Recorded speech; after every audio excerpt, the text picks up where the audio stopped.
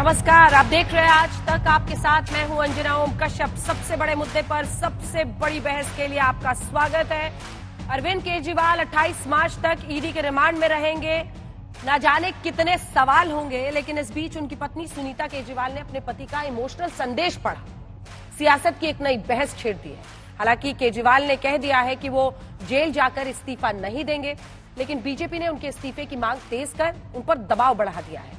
यहां तक कि कांग्रेस के नेता संजय निरुपम ने भी कह दिया कि नैतिकता के आधार पर केजरीवाल के मुख्यमंत्री का पद छोड़ देना चाहिए उन्हें। सवाल है कि क्या जेल से ही चलेगी दिल्ली की सरकार या केजरीवाल बदलेंगे अपने इस्तीफा ना देने वाला फैसला। आज हम हल्ला बोल में इन्हीं तमाम सवालों पर चर्चा करेंगे, लेकिन उससे पहले आपको दिखाते हैं इस मामले में सियासत कैसे शोर कर रही है। आपके बेटे और आपके भाई अरविंद केजरीवाल जी ने जेल से आपके लिए संदेश भेजा है। मेरे प्यारे देशवासियों, मुझे कल गिरफ्तार कर लिया गया। मैं अंदर रहूं या बाहर, हर पल देश की सेवा करता रहूंगा। मेरी जिंदगी का एक एक पल देश के लिए समर्पित है। जिस व्यक्ति के ऊपर इतनी बड़ी इल्जाम लगी हुई है, मैं मानता हूं कि नैतिकता के आधार पर उन्हें अपना पद छोड़ना चाहिए। अब स्पष्ट हो गया है कि आम आदमी पार्टी पूर्ण रूप से कुर्सी की दौड़ में है, जनता की दौड़ में नहीं। ये बाबा साहब डॉक्टर भीमराव अंबेडकर का संविधान खतरे में है। आओ मेरे दोस्तों, 140 करोड़ लोगों को कहता हूं, आओ इकट्ठे हो जाएं, वरना ये देश बर्बादी की तरफ लेके जा रहे हैं। ये सिर्फ और सिर्फ अपनी फोटो, अपने काम, बस और कोई काम नहीं। ED, CBI, supreme court, election commission, NITI Aayog किसी की बात नहीं मानते। ये कि अगर किसी व्यक्ति पर भ्रष्टाचार का कोई आरोप लगा और वो सार्वजनिक जीवन में है और सार्वजनिक पद पर बैठा हुआ है, तो नैतिकता और शुचिता का तकाजा ये है कि उसको तत्काल अपने पद से इस्तीफा दे देना चाहिए। मैंने उनकी गिरफ्तारी के बाद, केजरीवाल जी की गिरफ्तारी के बाद कल जो जानकारी ली या मुझे मिली, उसके हिसाब से कुछ ऐसी तैयारी चल रही है कि जेल से ये सरकार चलाएंगे और मुख्यमंत्री पद से इस्तीफा नहीं देंगे। ये मुझे कहीं ना कहीं परेशान करने वाली बात लगी। पॉपुलर चीफ मिनिस्टर रहे हैं, कम समय में 2 राज्यों में उनकी सरकारें बनी हैं और इसलिए शायद भारतीय जनता पार्टी के टारगेट में आए हैं। और सुनीता जी सही कह रही हैं, जिस तरीके से एक एरोगेंस आ गया है सरकार में, भारतीय जनता पार्टी को में खास करके, कि हमें कोई सवाल नहीं पूछ सकता है, कोई हम पे किसी तरीके का आरोप नहीं लगा सकता है, हम कोई इन्वेस्टिगेशन नहीं करेंगे। इलेक्ट्रल बॉन्ड्स जैसे इतना बड़ा भ्रष्टाचार हुआ है, उसकी इन्वेस्टिगेशन नहीं होनी चाहिए। एसबीआई से ये रिकॉर्ड छुपाने की बात कर रहे थे और पूरी पॉलिटिकल लड़ाई को इन्होंने एक नया आकार दे दिया। ये नया लोकतंत्र है। पता नहीं कौन से मुंह से जाके प्रधानमंत्री जी विदेश में बोलेंगे कि मैं भारत से आया हूं जो लोकतंत्र की जननी है। मां के साथ ये व्यवहार, एक तरफ अकाउंट फ्रीज कर रहे हैं, ईडी, आईटी, सीबीआई, इन तीनों को लगा करके, ताकि चुनाव के नाम पर एक नौटंकी हो, एक स्वांग हो। क्या चाहते हैं वो? रसिया वाले की तरह 88% ने वोट कर दिया, मुहर लग गई, ले लो सारा वोट भाई। क्यों कहते हो 400 पार? इस बीच आपको बता दें, अरविंद केजरीवाल ने ईडी की गिरफ्तारी को हाईकोर्ट में चुनौती दी है, फौरन सुनवाई की मांग की है और वो इसे सीधे तौर पर खारिज कर रहे हैं। उनका ये कहना है कि ये गैर कानूनी है जो उनकी गिरफ्तारी हुई है और हाईकोर्ट से वो ये चाह रहे हैं कि फौरन इस मामले पर सुनवाई हो और कोई निष्कर्ष निकले। बहरहाल इस पर हमारी नजर बनी रहेगी। कई खास मेहमान हमारे साथ जुड़ गए हैं। आज हमारे साथ गौरव भाटिया जी, राष्ट्रीय प्रवक्ता बीजेपी के इस मुद्दे पर चर्चा के लिए जुड़ रहे हैं। आलोक शर्मा जी, राष्ट्रीय प्रवक्ता कांग्रेस पार्टी के जुड़ रहे हैं। प्रवक्ता आम आदमी पार्टी की प्रियंका कक्कड़ जी हमारे साथ जुड़ रही हैं और सत्य प्रकाश मिश्रा जी, जो कि जेडीयू के प्रवक्ता हैं, वो यहीं पर स्टूडियो में हमारे साथ आए हैं। आप सभी का बहुत स्वागत है। सबसे पहले गौरव भाटिया जी, आपके पास आते हुए, क्योंकि आरोप आपकी पार्टी पर लग रहा है, हाईकोर्ट पहुंच रहे हैं अरविंद केजरीवाल जी और वो ये कह रहे हैं कि ये गिरफ्तारी, ये रिमांड दोनों गैर कानूनी है। अभी तक जो कुछ ईडी की कार्रवाई हुई है वो गैर कानूनी है। हाईकोर्ट फौरन सुनवाई करे और आपकी तरफ से, बीजेपी की तरफ से कार्रवाई वो लोग बता रहे हैं, तानाशाही रवैया बता रहे हैं चुनाव के पहले ये गिरफ्तारी को। अंजना जी, बड़ी जिम्मेदारी से मैं ये एक बात कहना चाहता हूँ। ये मायने ही नहीं रखता है कि महाठग, कमीशन खोर, कट्टर बेईमान, पापी आपके कन्वीनर अभियुक्त अरविंद केजरीवाल क्या कह रहे हैं या मनीष सिसोदिया और बाकी नेता क्या कह रहे हैं। लोकतंत्र में एक चीज मायने रखती है कि देश की न्यायालय क्या कह रही है। न्यायालय ने क्या कहा मैं आपको बताता हूं, और ये प्रश्न पूछेगा जब आपकी प्रवक्ता से आप कोई प्रश्न पूछे तो ये भी जोड़ लीजिएगा। दिल्ली हाईकोर्ट गए अरविंद केजरीवाल और उन्होंने कहा कि मेरी अरेस्ट पे रोक लगाई जाए, 9 समन आए हैं, इसको रोक लगा दें। मैं हाईकोर्ट के आदेश को हाथ में लिए हुए हूं, पढ़ देता हूं एक लाइन। हाईकोर्ट ने सारे साक्ष्य प्रमाण देखे, ईडी का केस देखा और हाईकोर्ट ने फैसला दिया, however at this stage we are not inclined to grant any interim relief to the applicant petitioner. मतलब हम कोई भी अंतरिम राहत नहीं देंगे, पहली बात। इसके बाद अरविंद केजरीवाल तेजी से रात के अंधेरे में सुप्रीम कोर्ट गए। सुप्रीम कोर्ट में अगले दिन सुनवाई हुई तो उन्हीं के वकील ने दलील दी कि हम अपनी पिटिशन को विड्रॉ करते हैं। वो जानते थे कि यहां भी शायद राहत ना मिले क्योंकि कुकर्म किए हैं, शराब घोटाले के किंगपिन वही है, वसूली उन्होंने ही करी है। अब आप मुझे ये बताइए कि जब एक मुख्यमंत्री संविधान की शपथ लेता है, वो कहता है मैं संविधान की रक्षा करूंगा, और यहां पे महा घोटालेबाज संविधान की रक्षा क्या करेंगे, वो तो समन का पालन भी नहीं कर पाए। 9 समन आए, पहला समन आया 2 नवंबर 2023 को। अंजना जी, क्या एक आम नागरिक अगर समन आता है तो जांच एजेंसी के सामने नहीं जाता है? अब बताइए कैसे मुख्यमंत्री हैं, ये क्या उदाहरण पेश कर रहे हैं कि ये समन 9 आए और नहीं गए। दूसरी बात बड़ी जो है, देखिए ये वो व्यक्ति है जो आंदोलन से आए, और आंदोलन किस बात के खिलाफ था? भ्रष्टाचार के खिलाफ। और इनका अपना वक्तव्य है, अरे जी इसी कुर्सी में कोई खोट है जी। अब मनीष सिसोदिया अगर कल को भ्रष्टाचार करेगा तो क्या मैं उसके साथ खड़ा होऊंगा? नहीं जी, मैं उसको जेल भेजूंगा जी। और अगर मैं ही भ्रष्टाचार करूं जी तो मुझे भी जेल जाना पड़ेगा जी।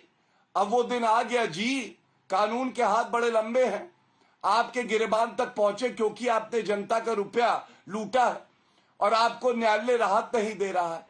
और ठीक है, मैं लौट रही हूँ आपके पास। बड़ा प्रियंका जी, से रखूंगा। नहीं अब रुक जाइए, नहीं मजबूती से ही रख रहे हैं आप, जो बोले मजबूती से ही बोले, सर छोटा छोटा क्योंकि सबके पास जाना होता है। प्रियंका जी, आपके पास आते हुए देखिए, लालू प्रसाद यादव हो, हेमंत सोरेन हो, सबने गिरफ्तारी के बाद तो रिजाइन ही किया। संजय निरुपम ऐसा कह रहे हैं कि कुर्सी से नहीं चिपकना चाहिए। ये पॉलिटिकल स्टंट नहीं है तो क्या है? जेल से कैसे सरकार चलेगी भाई? सभी को नमस्ते। अंजना जी, मैं चाहूंगी मेरी बात को 2 मिनट बहुत ध्यान से आप भी और आपके दर्शक भी सब सुने।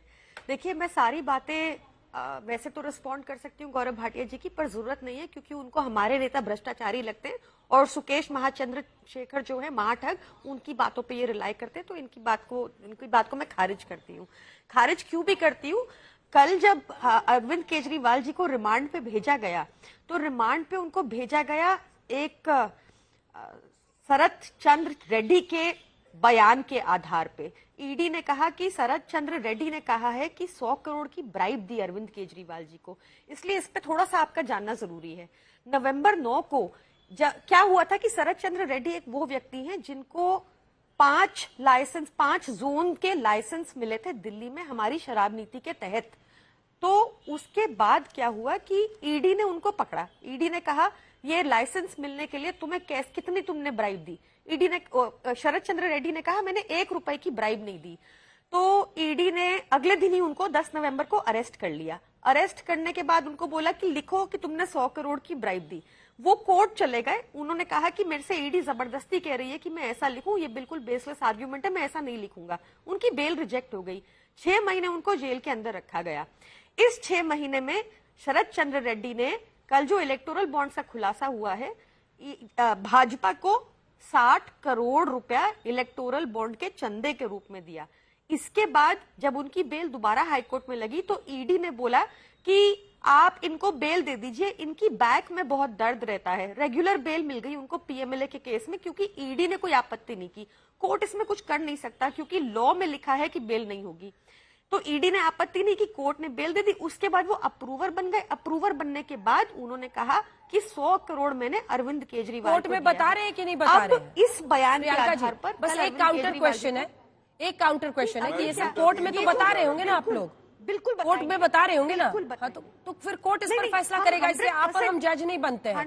मेरे सवाल का जवाब दीजिए ना मैम। ठीक है, आपने फैक्ट्स रख दिए। अंजना जी सुनिए, अब मेरे सवाल पे तो आइए प्रियंका जी। कल नहीं प्रियंका जी, अब मेरे सवाल पे को तथ्य सामने आया है जी। अब मेरे सवाल पर आइए। ये फैक्ट अब सामने आ गया है और ये आप लोगों का आरोप सही है। ये सब कोर्ट में जज साहब को भी जरूर बताइएगा। अब आइए कि क्या जेल में जाने के बाद सरकार चलाना वो जज फैसला करेंगे, जेल में जाने के बाद सीएम बने रहना, मतलब नैतिकता की किसी भी रबर बैंड को आप कितना भी खींचिए, मतलब समझ नहीं आता। लालू प्रसाद यादव, हेमंत सोरेन जैसे लोगों ने भी इस्तीफा दे दिया। क्या वजह है? क्योंकि आपके बाकी मंत्रियों की, उप मुख्यमंत्री मनीष सिसोदिया, सबकी कुर्सी गई। तो अंजना जी सेम यार्डस्टिक रखते हैं। प्रधानमंत्री मोदी के ऊपर घोटाले का आरोप लग रहा है। देश के सबसे बड़े इलेक्टोरल बॉन्ड से उन्होंने काला धन, हम जेल जाने की बात कर रहे हैं। तो सबसे पहले तो प्रधानमंत्री मोदी को इस्तीफा देना चाहिए। जेल जाने की प्रधानमंत्री मोदी से भी इस्तीफा मांगना चाहिए हमें। वो इन्वेस्टिगेशन तो होगी नहीं उनके ऊपर क्योंकि ईडी उनकी है, तो सबसे पहले इस्तीफा उनको देना चाहिए। हमने एक चवन्नी का रिकवरी नहीं हुई है ईडी द्वारा, हम इनके दबाव में नहीं आएंगे। अगर ये हमारी रेप्यूटेशन, परसेप्शन खराब करने के लिए हम सबको भी अरेस्ट कर लेंगे, उसका मतलब ये नहीं है कि हम करप्ट हो गए। हम कट्टर ईमानदार थे, हैं और रहेंगे। हम बंगारू लक्ष्मण की पार्टी के लोग नहीं हैं। हम अपने अच्छे खासे व्यापार छोड़ के देश को एक दिशा में देने में आए थे। ठीक है, वो कह रहे हैं कि दबाव बनाने के लिए सबको अरेस्ट किया जा रहा है, हम दबाव में नहीं आएंगे, इस्तीफा नहीं देंगे।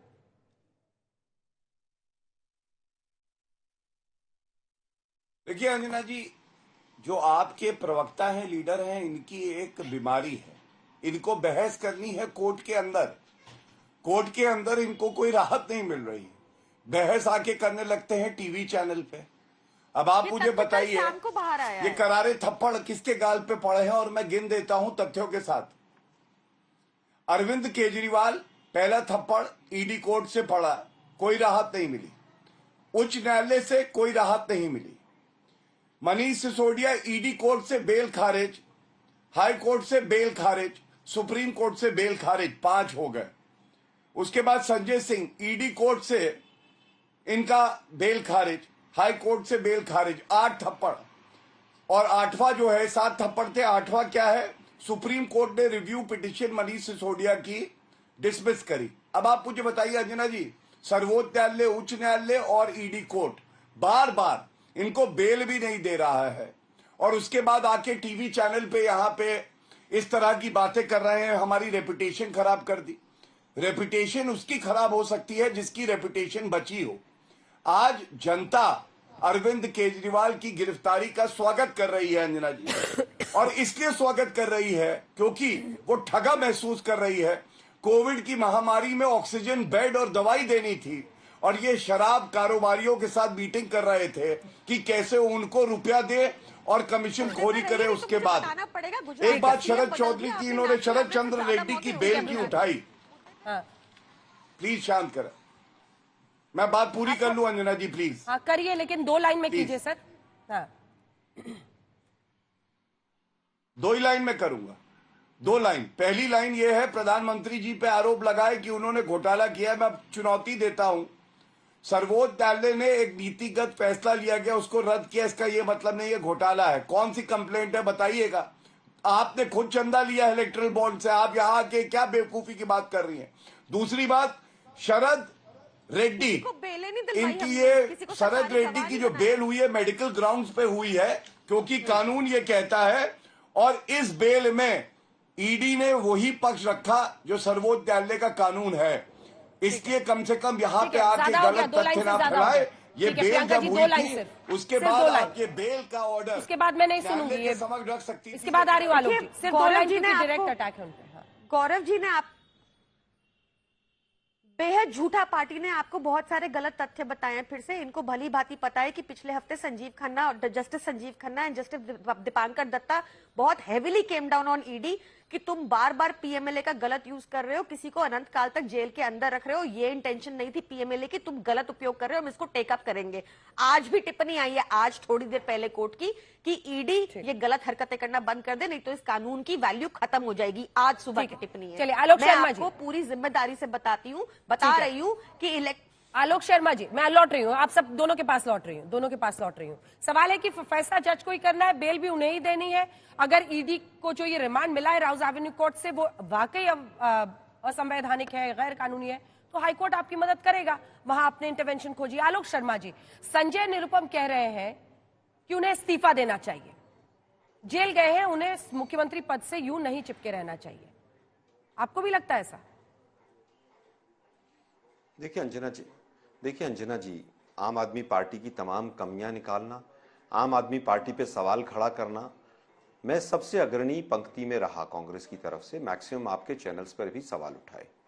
लेकिन आज जो हालात देश के हो गए, 10 साल के जो हालात हमने देखे हैं, उस हालात को देखकर आज ये लगता है कि बीजेपी जो कर रही है वो आज संविधान और देश सबसे पहले है। मैं आपको 10-12 एग्जाम्पल देता हूं। वीरभद्र सिंह जी के यहाँ पर रेड पड़ी, उनके बच्चे की शादी थी, उस दिन पर आज तक कुछ नहीं हुआ। अशोक गहलोत जी के जानकार नजदीकियों पर रेड हुई, कुछ नहीं हुआ। कर्नाटक में जब चुनाव आया, कुछ नहीं हुआ। 2019 में आप और हम साथ थे, रॉबर्ट वाड्रा जी को ईडी का समन मिला 2019 में, जयपुर गए थे, वो पेश हुए थे। उसके बाद आज तक कहां गाड़ी पहुंची नहीं पता। डक्कन हेराल्ड 2013 से प्रिलिमिनरी इंक्वायरी चल रही है। आदर्श घोटाले वाले बीजेपी में शामिल, शुवेंदु अधिकारी, नारायण राणे, अजीत पवार, सब बीजेपी में शामिल। किसान आंदोलन में जिनको इनकम टैक्स के नोटिस मिले, आज तक वो कहां पहुंचे नहीं पता है। महाराष्ट्र गवर्नमेंट की सरकार गिर गई, सरकार बदल गई, सारी चीजें खत्म। और तो और तेजस्वी यादव का 8,000 करोड़ का मॉल मिला है। ये तमाम हिंदुस्तान के चैनल्स ने ब्रेकिंग न्यूज चलाई थी। ये एग्जाम्पल मैं इसलिए दे रहा हूं कि जिस आज दारू घोटाले की बात कर रहे हैं वो कांग्रेस ने उठाया था, लेकिन 2.5 साल हो गए। अगर वहां पर कुछ गलत हुआ तो क्या एलजी और जो कॉरपोरेशन बीजेपी की थी, वो भी, जिसको आज आप कह रहे हैं किंग पिन थे, बीजेपी के लोग बड़ी बड़ी बातें कर रहे हैं, तो क्या एलजी और कॉरपोरेशन भी उसी किंग पिन के इशारे पर काम कर रहे थे? आज बात यह नहीं, आज बात यह है कि 2014 के बाद से एक भी एफआईआर और एक भी व्यक्ति कन्विक्शन हुआ हो उसमें मोदी साहब नहीं कर पाए हैं। दूसरी मैं बात कहना चाहता हूं, बार बार कह रहे हैं न्यायालय का फैसला, न्यायालय का फैसला, एक तमाचा पड़ गया, तमाचा पड़ गया। अरे भाई, जिस ईडी का डायरेक्टर 5-5 साल तक इलीगल तरीके से अपनी पोस्ट पे बैठा हो, वो भी लोग तमाचों की बात कर रहे हैं। जिस तरह से उसके ऊपर तमाम आरोप लगे, पूरे देश ने, मीडिया में तमाम आरोप सामने दिखे, और अगर न्यायालय की ही बात माननी है तो 2G में सबसे पहले बीजेपी को माफी मांगनी चाहिए। 2G के आरोप सबसे ज्यादा आपने लगाए, 2 से 2.5 महीने संसद नहीं चलने दी। क्या हुआ उसके बाद? आपकी सरकार आ गई, आपने सबको बरी कर दिया। और उससे भी ज्यादा बड़ा दुर्भाग्य बीजेपी के। खबर आ गई है सर बीच में, आपको बता दूं, दिल्ली हाईकोर्ट, केजरीवाल ने दिल्ली हाईकोर्ट का दरवाजा खटखटाया है। ये खबर हम लोग लगातार आपको बता रहे हैं। केजरीवाल ने अर्जी दाखिल की है और अपनी गिरफ्तारी को केजरीवाल ने चैलेंज किया है। गिरफ्तारी और रिमांड को बताया है गैर कानूनी। जल्द इस मामले की सुनवाई करने के लिए उन्होंने, यानी कल ही 24 मार्च तक मामले की सुनवाई करने की अपील की है। अब हाईकोर्ट का इस पर क्या रुख रहता है ये हम आपको बताएंगे जैसे ही होता है। ये जानकारी हम लोग दे रहे थे। एक लाइन में आप अपनी बात पूरी कीजिए, एक लाइन में अपनी बात पूरी। हाँ, जल्दी से। देखिए, मैं केवल ये कहना चाहूंगा, बीजेपी का बड़ा वो था, इनका तकिया कलाम था 2G 4G, जीजाजी।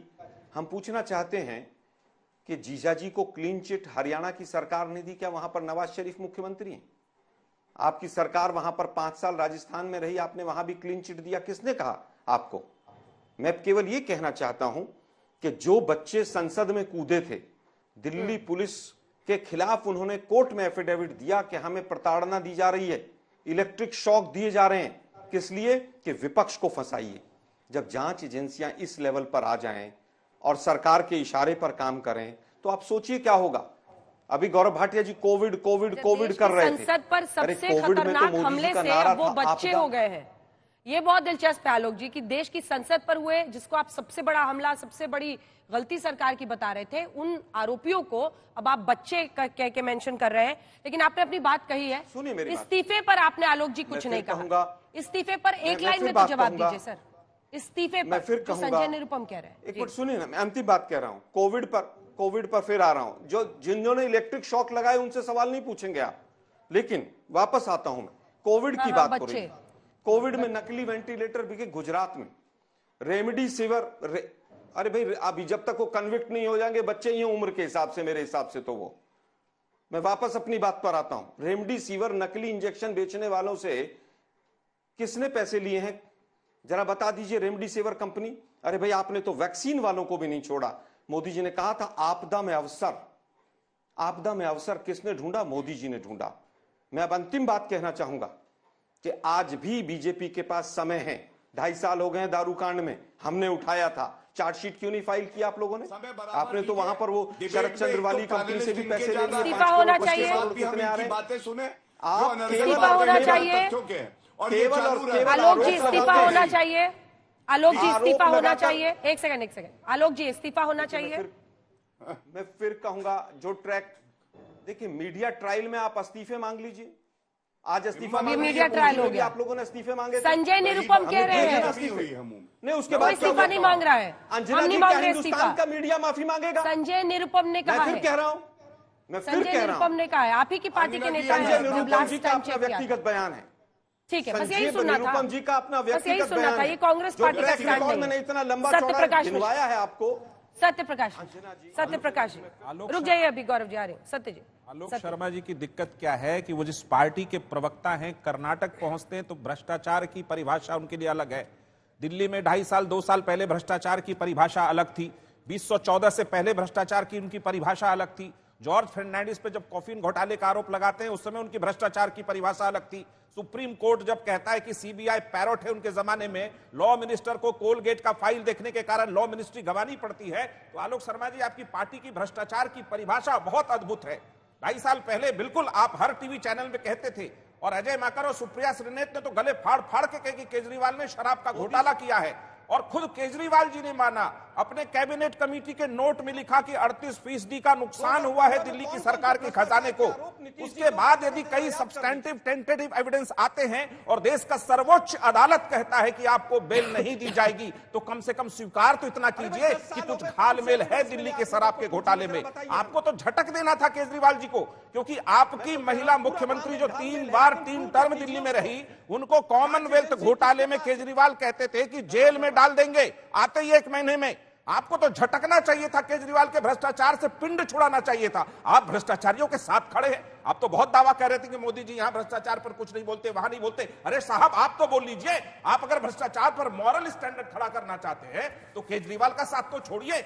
आप एक बात बताइए आलोक शर्मा जी कि 14 मंत्रियों के भ्रष्टाचार के जांच के लिए केजरीवाल बैठे जंतर मंतर पर 16 दिन की भूख हड़ताल करी, वहां से राजनीतिक पार्टी का जन्म होना बताया। उस आदमी के साथ आप क्यों खड़े हैं? जब आपको भ्रष्टाचार बता रहा था, आपकी सरकार खा गई, हर जगह कांग्रेस का वोट भी खा गई। उनके साथ आप खड़े हैं किस मॉरल ग्राउंड पे, किस मॉरल स्टैंडर्ड पे? यह समझ से देश को परे है। अगर सर्वोच्च अदालत, ईडी, सीबीआई कोई जांच कर रही है और उसमें कई सबूत सामने आते दिख रहे हैं, तो कम से कम आपकी पार्टी को यह मानना चाहिए था। और जो संजय निरुपम ने कहा कि मॉरल ग्राउंड पे केजरीवाल जी को इस्तीफा देना चाहिए था, उस पर तो आप साथ खड़े होते। हर पार्टी से आपने इस्तीफा मांगा है, हर राज्य के मुख्यमंत्री से इस्तीफा मांगा है। उमा भारती इस्तीफा दे चुकी थी जब उन पर आरोप लगा, येदियुरप्पा इस्तीफा दे चुके, उन पर आरोप लगा, लालू प्रसाद यादव इस्तीफा दे चुके, उन पर आरोप लगा। आज ये दोहरा मानदंड भ्रष्टाचार पर कांग्रेस का आखिर क्यों? ये सवाल देश जानना चाहता है कांग्रेस से। यही एक मेरा आपसे निवेदन है कि कम से कम आप बहुत सज्जन व्यक्ति, मैं आपको व्यक्तिगत बहुत इज्जत करता हूं, क्योंकि कोई पुरानी बात है कि आप उसके लिए लड़ रहे थे, लेकिन आज बदल गए, बदले बदले सुर आपके नजर आते हैं। आज जो राहुल गांधी उनके पक्ष में खड़े हैं कि लोकतंत्र की हत्या है, सच्चाई तो यह है कि जिस पार्टी का जन्म लोकपाल आंदोलन से शुरू हुआ, वो पार्टी भ्रष्टाचार में आकंठ डूबी, लोकतंत्र की हत्या वहां हुई है। अपने पार्टी, आप इनका इतिहास देखिए, पहले इन्होंने अपनी पार्टी के लोकपाल को हटाया, सारे ईमानदार लोगों को हटाया। आप एक पॉइंट और नीतीश बाबू तो अभी मिले थे आके केजरीवाल से। स्टैंड बहुत क्लियर था, भ्रष्टाचार पे कोई दोहरा मापदंड नहीं और न्यायालय जो करे उस कार्रवाई का हम हमेशा स्वागत करते हैं। न्यायालय उसमें कार्रवाई कर रही है, उसका नीतीश स्वागत बाबू है। तो सबसे पहले आके इन्हीं से मिलते थे बिल्कुल दिल्ली में। मिले थे, लेकिन जब शराब घोटाले की बात सामने आई और हमने कभी केजरीवाल की शराब नीति का समर्थन भी नहीं किया। जब शराब घोटाले की बात सामने आई, उस समय के हमारे राष्ट्रीय अध्यक्ष ललन सिंह जी ने स्पष्ट कहा कि जो न्यायालय कहेगा, न्यायालय के पास विचाराधीन मसला है, जो न्यायालय कहेगा हम उसको मानेंगे। देखिए आलोक जी, चूंकि आप पर सीधा उनका अटैक है, एक छोटा सा जवाब लेके फिर मैं गौरव जी और जाऊंगी आपके पास। मैं आ रही हूँ महुआ मोइत्रा के रेट्स पे भी बात करेंगे, लेकिन आलोक जी आप इतना मुझ पे भी भड़के, उन पे भी भड़के, लेकिन देखिए संजय निरुपम ने भी कहा और आपकी तो पंजाब कांग्रेस गौरव जी रुके, मैं आ रही हूँ, इसके बाद आऊंगी। आलोक जी मैं सुन पा रही हूँ, इसके बाद आऊंगी। आलोक जी आपकी पंजाब कांग्रेस तो दो फाड़ हो गई है। आप ही की पार्टी के आधे नेता उनके खिलाफ बोल रहे हैं। अरविंद केजरीवाल के अरेस्ट पर वो कह रहे हैं कि उनको इस्तीफा देना चाहिए। आपकी पार्टी के नेता बोल रहे हैं पंजाब से लेकर यहाँ पर। देखिए अंजना जी, मैंने आपको 20 एग्जाम्पल गिनवाए और 10 साल से एक भ्रष्टाचारी सरकार केंद्र में बैठी हुई है। हम तो कह रहे हैं कि भ्रष्टाचार को प्रूव क्यों नहीं किया 2.5 साल में। मैं भी चाहता हूं अगर केजरीवाल जी भ्रष्टाचारी हैं तो जेल जाने चाहिए, अगर मैं भी भ्रष्टाचारी हूं तो मैं भी जेल जाना चाहिए, और अगर मीडिया के साथी भी भ्रष्टाचारी हैं तो वो भी जेल जाने चाहिए। लेकिन सिद्ध करने का, प्रूव करने का किसका जिम्मेदारी किसकी है? 10 साल का मैं ट्रैक रिकॉर्ड लेके बैठा हूं कि किस तरह से जांच एजेंसियों का दुरुपयोग किया गया है। आप उस पर तो उनके ट्रैक रिकॉर्ड को तो देखिए, कौन क्या मांग कर रहा है। मैं भी मांग करता था कि बिल्कुल वो भ्रष्टाचारी है और उस पर पूरी जांच होनी चाहिए, लेकिन आज तक ईडी एलजी के यहां क्यों नहीं पहुंची? आज तक राम माधव के यहां ईडी क्यों नहीं पहुंची? उनको कहा गया क्लियरली कि 150 करोड़ रुपए के नेताओं को पॉइंट आउट कर रहे हैं। ठीक है, अब आलोक जी जवाब देते हैं। आलोक जी, अच्छा वो कम से कम आपके तेवर थोड़े नरम पड़ गए जब इस्तीफे को लेकर बातचीत, क्या हो गया? हम पे लगेंगे और हमें बोलने नहीं दिया जाएगा। अरे आप ही से जवाब लेंगे, इतना काहे भड़क रहे हैं? कि हम उनकी बातें सुने जो आप ही से जवाब लेंगे और आप कहेंगे कि आप पे आरोप लगा रहे हैं। तो जवाब ले रहे हैं ना आपसे, कुछ गलत नहीं है। आप बताइए ना, हेमंत बिश्व शर्मा भ्रष्टाचारी आप एक एक करके जवाब दीजिए। वो कह रहे हैं इसी केस में, एक सेकंड आलोक जी आवाज नीचे। गौरव जी वो कह रहे हैं कि एलजी पर इसी केस में क्यों नहीं अभी तक कुछ भी जांच हुई है। उनका सीधा आरोप यहां पर जा रहा है कि एलजी पर कुछ जांच क्यों नहीं हो रही है। इस्तीफे की मांग मत कीजिए, आप सीधा कह रहे हैं आलोक जी। अंजना जी आपका इतना अनुभव है, आज का सबसे बड़ा सवाल क्या है जो पूछा जाना चाहिए? एक सवाल है, न्यायालय में भरोसा है या नहीं है? Supreme court, high court, ED court कोई राहत नहीं दे रहा। सवाल सिर्फ ये पूछा जाना चाहिए कि न्यायालय में तुम्हारा भरोसा है या नहीं है। और कांग्रेस से सवाल क्या पूछा जाना चाहिए मैं बताता हूं, और ये बात समझिएगा कि आपके अनुभव पे सवाल उठा रहा हूं, लेकिन सवाल केवल यही है और जो पूछ रहा हूं आपको दिखाता हूं। ये देखिए उत्तर, ये कांग्रेस इकाई के दिल्ली के अध्यक्ष, इन्होंने ट्वीट किया, मेरे हाथ में है। क्या बोलते हैं? मनीष सिसोदिया की गिरफ्तारी का कांग्रेस ने किया स्वागत। अनिल चौधरी बोले सीएम केजरीवाल को भी जेल में होना चाहिए। ये है, इनका पक्ष रख रहे थे। उसके बाद अजय माकन, सारे प्रवक्ता आके बोले श्रेय हमें मिलना चाहिए, हमने ये बात उठाई। अरे श्रेय आप ले लीजिए, अगर कोई दिल्ली को लूट रहा है, नशा करवा रहा है, घूसखोरी कर रहा है, कुछ वोटों के लिए अपना ईमान बेच दिया, क्योंकि भ्रष्टाचार की जननी तो कांग्रेस पार्टी है। और सबसे बड़ी बात है, ये ऐसा क्यों कर रहे हैं मैं इनको बताता हूं। ये ऐसा इसलिए करते हैं कि कांग्रेस पार्टी भी जानती है जिसने लाखों करोड़ रुपया भारत के नागरिकों का खाया हो, कुछ हजार करोड़ का घोटाला ही तो है इनके लिए, कुछ हजार करोड़ का। जैसे वो बच्चे थे, आपने सुना संसद पे लोकतंत्र का मंदिर है, एक हमला होता है, कांग्रेस के प्रवक्ता की असली सोच विचारधारा बाहर आ गई। वो बोले वो बच्चे मासूम से कितने इनोसेंट हैं, जैसे अफजल गुरु, जैसे याकूब मेमन। ये लोग वो है जो चाहते हैं कि भारत को नष्ट कर दिया जाए, केवल इनका खानदान आगे बढ़े। अब मैं एक इनकी बात का उत्तर देता हूं। इन्होंने बार बार ये सवाल पूछा है। इन्होंने कहा कि वो बताओ 10 साल में मोदी जी आए, एफआईआर हुई और उसके बाद कन्विक्शन हुआ, दोष सिद्ध हुआ। लिख लीजिए आलोक शर्मा, आइंदा से ये सवाल कभी ना पूछना। हरि नारायण, ईडी का केस था, एफआईआर हुई, 2017 में कन्विक्शन हुआ। अनोश इक्का, ठीक है लिख लो बे, अगली बार मत पूछना। अनोश इक्का एफआईआर हुई हमारे टर्म में, कन्विक्शन हुआ। लालू प्रसाद यादव, ऐसे 1, 2, 3, 4 मामले हैं जहां कन्विक्शन हुआ, हमारी सरकार में हुआ। इसके बाद विजय डाडा कांग्रेस के सांसद रहे हैं, कन्विक्शन हुआ, हमारी सरकार में हुआ। और जो पिंजरे का तोता आपने बनाया था सीबीआई को ना, आज ईडी सीबीआई निष्पक्ष है, वो डरते नहीं हैं कि कांग्रेस पार्टी का कौन नेता है या भाजपा का कौन नेता है, वो अपना कार्य करते हैं। न्यायालय आपको आईना दिखा रहा है, आपकी सूरत बदसूरत हो चुकी है, जनता आपको नकार रही है। अब एक बात अंत करूंगा इस बात पे, आपने कहा ना जेल से सरकार चलाएंगे। अरे मैं कहूंगा जब 1 लाख भ्रष्टाचारी और ठग धरती छोड़ते हैं ना, तो अरविंद केजरीवाल की मूंछ का एक बाल आता है। आपको याद है अंजना जी, सत्येंद्र जैन 9 महीने तक वो स्वास्थ्य मंत्री रहे, कोविड की महामारी भी थी, उनको स्वास्थ्य मंत्री पद से नहीं हटाया अरविंद केजरीवाल ने। और उसके बाद दिल्ली उच्च न्यायालय का ये फैसला लेके बैठा हूं, और एक लाइन में पढ़ देता हूं। दिल्ली उच्च न्यायालय ने बिल्कुल स्पष्ट कहा कि यह अरविंद केजरीवाल को तय करना है मुख्यमंत्री के नाते कि ऐसा व्यक्ति जो जेल में बैठा है वो मंत्री पद पे बैठने लायक है या नहीं है। आज वही पैमाना अरविंद केजरीवाल अपने पे लगा रहे हैं। दिल्ली की जनता त्रस्त है, अरविंद केजरीवाल भ्रष्ट है, और इसीलिए आप देखिएगा सुपड़ा साफ हो जाएगा चुनाव में जब जनता वोट करेगी ऐसे भ्रष्टाचारियों का। धन्यवाद। ठीक है, प्रियंका जी जवाब देना चाह रही। प्रियंका जी बहुत शॉर्ट में बता देती हूँ। इन्होंने आपको झूठे तथ्य दिए। सत्येंद्र जैन जी ग्राउंड पे थे, हर हॉस्पिटल में थे, कोविड में महामारी में भी कोविड में हॉस्पिटलों में घूम रहे थे। 2022 में उनकी गिरफ्तारी हुई थी।